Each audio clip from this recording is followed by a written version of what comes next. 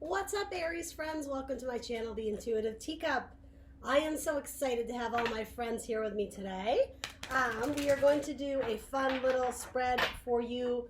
It's supposed to be your monthly July spread. I'm a little bit late. I was on vacation with my family, so thank you for your patience. Apologies for my tardiness.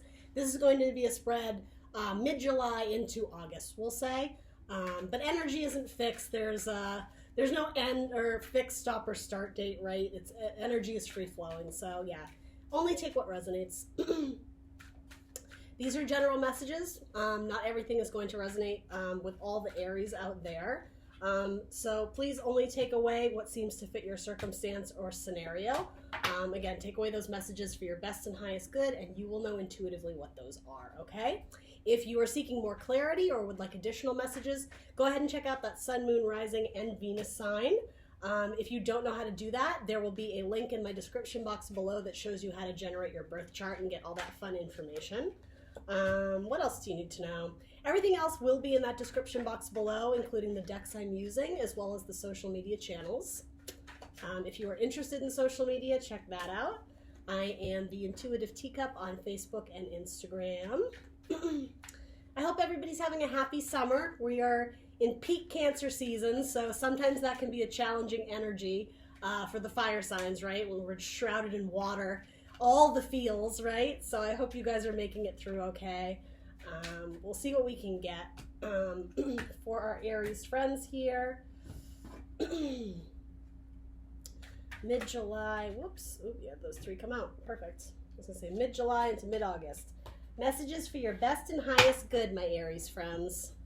Let's do it. So the first card we have is Summon. Ooh, okay, very cool. That card has not come up yet, so that is uniquely yours, Aries. As well as the Four of Moths, which in this deck is the Four of Wands. Okay, very cool.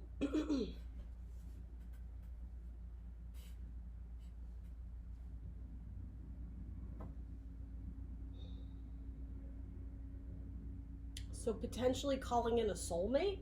That's only going to be for some of you. But this card, I mean, instantly indicates to me that there's something magic either on the brink or on the horizon. And it has to do with like your own manifestation of something that you want in your life. It's been something that you've been really narrowly focusing on.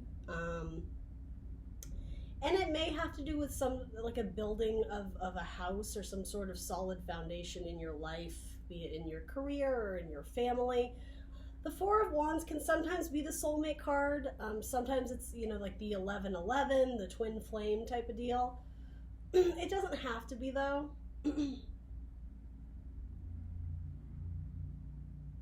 I think for a lot of you, because it is that fiery wand energy, it's just showing that you are in your power, Aries.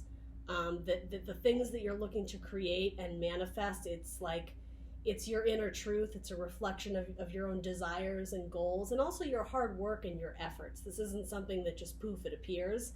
It's something that that either you've been sitting on the potential for a long time, and I think you're finally deciding to maybe take action towards it, or some of you may actually be in the thick of actually doing, I don't know if it's physical labor, for some of you it might be, but it might just be something very creative or artistic.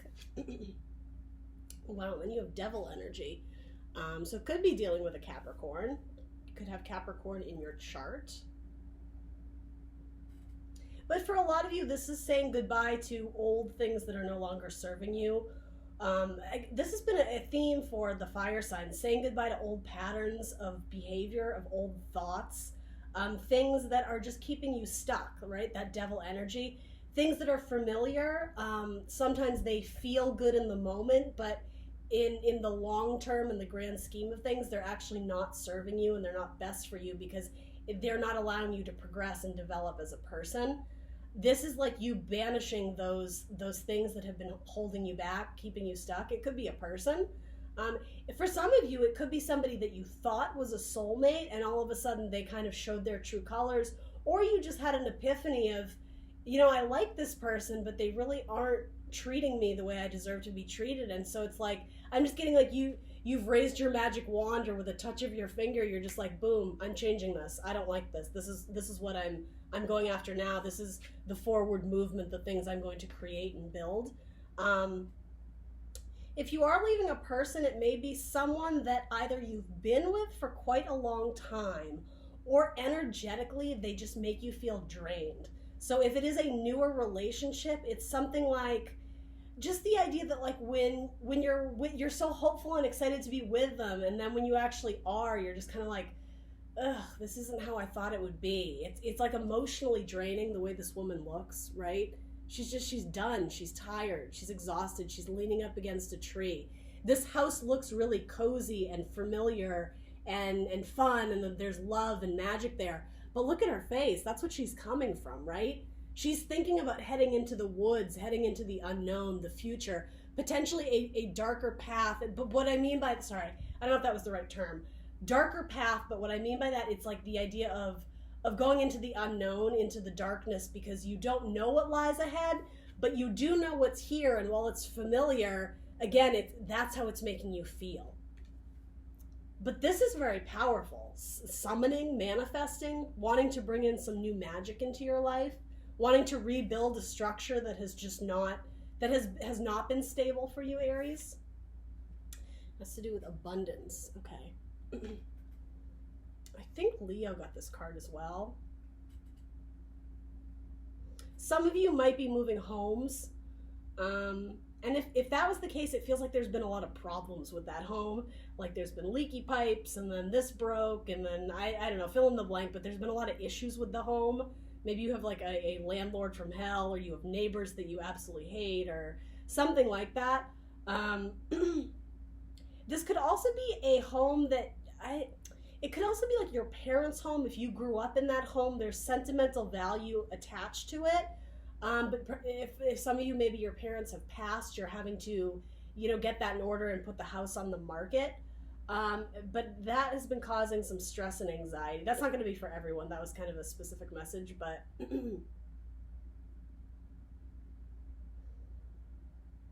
but yeah, whatever has been keeping you stuck has also been impacting your abundance and your money flow. So once you are to break away from what is familiar but ultimately not serving you, I think a lot of you are going to see either new money coming in, or I always use this metaphor, your life is going to feel more rich and abundant, right? You may have better times going out with your friends that maybe you had put on the back burner. You may be having more fun at work, joining some sort of social club or team, or doing a sport or a hobby that you really enjoy. Your life is going to feel more abundant when you release the burdens and walk away from what isn't serving you, what's been keeping you stuck. This is you coming back into your magic, coming back into your power, Aries. So you also have the High Priestess of Water. Okay, well that's perfect in Cancer season, right? So this is someone who is in touch with their feelings, with their emotions, but most importantly for you, Aries, your intuition. Following that gut instinct, being driven in a certain direction or down a certain path, because instinctually you know that that's the way to go. And from this, I'm also getting it, like, it defies words. You can't explain it. You can't put your finger on it. It's a feeling. And it may have to do with a career or money or an empire, if you will. It's going to bring back some stability in your life. I'm just getting like you're on the scent, you're on the trail of something, and it's leading you down a path. The Knight of Wands. Okay, so this is the Knight of Wands in this deck. So Aries, Leo, Sag, specifically Sagittarian energy. Fast, right? Again, following that passion, being driven because you feel like it burns a fire inside of you. It lights a fire in you. It could be following your intuition on feelings of love or passion or desire for someone. I don't think that's going to be for most of you. But if you are pursuing another fire sign or water sign, it's possible. If this is a business endeavor, or again, something to do with funds or finance, it may involve some sort of creativity or travel. And Queen of Wands, there you are, Aries. Okay. Again, coming back into your power. That's double confirmation here. Rising above the bullshit, above the toxic energy, above maybe people who are knocking your value or your self-confidence. This is coming back into your power and drawing eyes from the crowd again. There's something really like triumphant and beautiful and confident, right? The Queen of Wands is very alluring. She's magic, right? She's the queen of magic, essentially. Again, and also creative endeavors too for my Aries who are involved in the arts in some sort of way. And I don't always get this with the Queen of Wands, but because you do have this High Priestess of Water, which is very Cancerian maternal energy, there is something about this, about, again, motherly maternal energy. So you may be going into a career that has that aspect to it, a school teacher or a nurse or like a wedding planner, somebody who's there to kind of like nurture you and help you along the way. And again, it's potentially something creative as well. Ooh, you have the card of victim here. All right, let's see.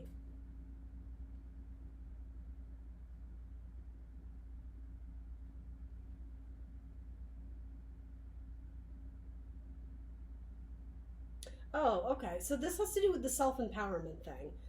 The idea we were saying with the High Priestess of Water, following that intuition and being driven in a way, driven by your passions, that almost, as we were saying, it sort of defies, not logic, but reasonability, tangibility. You're going because you know it to be true. Part of what's telling you to go is you don't want to be trapped in victimhood anymore. This, how we were saying, this woman, this familiar house that looks all cozy and comfy on like a hillside in the country, it's deceiving. It appears that way on the surface, but this is what it's done to you. It's made you feel old and exhausted and just lacking life. It's like the life source has been sucked right out of her. Him or her, Aries, right? Gender neutral here. This is recognizing that and not wallowing in the misery. It's not almost like Five of Cups energy of like, oh, look at these spilled cups, I'm so sad, this and that. It's refusing to look at the glass half empty. It's empowering yourself, and again, summoning like that magic Queen of Wands energy that is you, Aries, and refusing to stay in victimhood. It's refusing to let other people make you feel less than. It's just like, it's girl bye. That's what it is. It's energy that's just like, I don't have time for you. I don't have time for this job. You don't recognize my value. You don't appreciate me. Girl bye. That's what this is. You will not be the victim of this. If anything, if this has to do with a person, they're going to be regretful that they didn't treat you well or appreciate you because you're out. You're out. Again, if there is that story with someone who you thought was a soulmate and then they kind of revealed their true colors, you're leaving it behind because you know there's more abundance in the future for you. This is not it for you. You refuse to settle. You're not staying in that like status quo, that even what may seem comfortable, it's just because you've gotten used to it. It's familiar, but it doesn't mean that it's fulfilling your needs at all. That's what this is saying.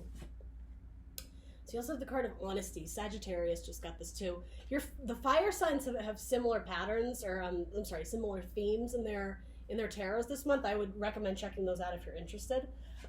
So for Sagittarius, I had said the same thing that I think I'm going to say to you. It has to do with knowing your inner truth and with being honest with yourself. Are you staying with someone because it's easier, because it's familiar, or are you going to go after, again, what lights a fire in your heart? Are you going to honor what it is that you truly desire and go after what you feel passionate about? And that takes a lot of strength and confidence to do that and recognize it, but you are absolutely capable of that, Aries, because again, you're not going to live in victim mentality. That's not something that it's just not something you desire to do. You want more. Yeah. Fool energy, absolutely, starting anew. That's what this is. It's leaving the bullshit behind and going off into the unknown. And with the Fool energy, it's lighthearted.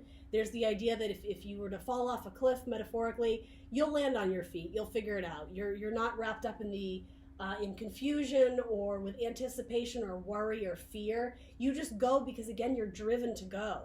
The way the Knight of Wands energy is, right? Doesn't always think things through, but a passion is what's driving it, and because it's being complemented by the Fool, you'll figure it out, right? It's very strong and optimistic. I like that a lot. You're following your inner truth. You're listening to your heart. Some of you may want to work in nature or with animals, or with children, or I even want to say like with, I don't know what this would be, making like toys or items that bring people joy, like a souvenir shop. I don't, that's a very specific message here, but there's something about that. Some of you may be changing jobs, or transitioning into something that is just, it's not in your realm of what's familiar. It's completely different and new. You may be encountering a person who works in one of those career fields, and maybe you form like a strong friendship with them. You may be traveling with a pet. And you also have the 9 of Wands. Okay. So this is sometimes the exhausted, wounded warrior card. It's like you've been putting up the battle and the fight for so long that you've become sort of like constantly on edge and ready to defend your heart, your property, your beliefs, right? In defense mode. That's not what's depicted here, and I actually do like that for you, because again, you're straying from victim mode. You're not in that self-defense of I constantly need to be watching my back and poor me because the world is against me. It's not that. It's like you see value in everything that you've been through and all the hard work and things that you've accomplished. You're quite proud of that, but you're also, it's very interesting, you're also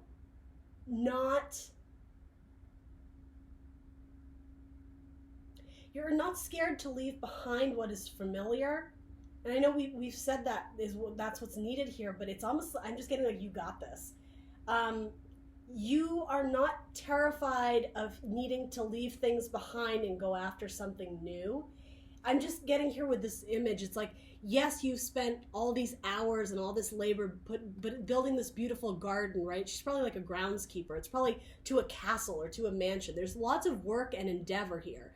But it's like once she puts that last wand in the ground and completes this cycle, essentially, because we're going into the 10, right, which is the completion of a cycle, she can just walk off and wander somewhere else. This isn't her job anymore. She's done it. She's completed it. And now she, again, Fool energy, she's ready for the next adventure. There isn't this sentimental tie of like, well, I've always been here and I'm going to miss these people and this. And I'm not saying that you don't love those people. I'm not saying that you're void of emotion, but you know that there's something better out there for you, and it has to do with following that drive and that passion. You're okay leaving things behind because you know there's something better out there for you. Impasse.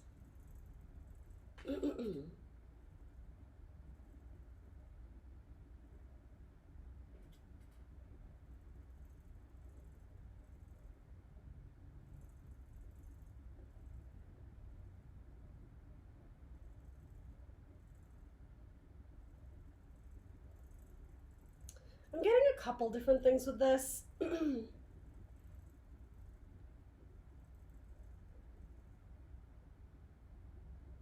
going to throw a clarifier on it, because I'm getting like 3 totally different things. So in general messages, I kind of got to keep it to 1 or 2.